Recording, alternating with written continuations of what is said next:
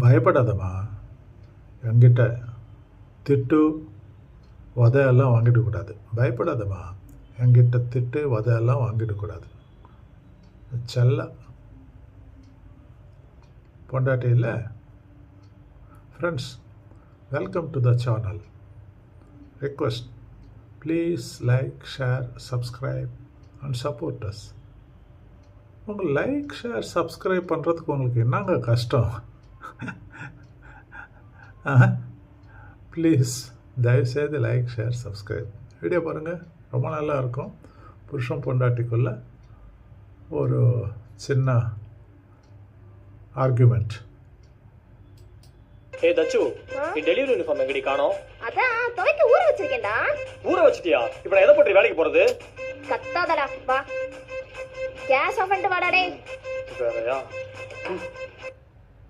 ஏய், எனக்கு இப்போ எதுக்கு இந்த புது ஷர்ட்லாம்?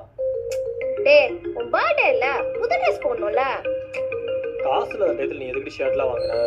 ஏன் காசு இல்லாத டைம்ல என் பர்த்டே மட்டும் செலிப்ரேட் பண்ணோம்ல, அப்புறம் என்ன? ஏய், அது வேற, இது வேற. இந்த பாரு, எதுவும் பேசாத. இந்த ஷர்ட்டை போட்டு தான் நீ டெலிவரி பண்ண போகணும், சரியா? அப்புறம் தோசை சுட்டு வச்சிருக்கேன், வந்து சாப்பிடு.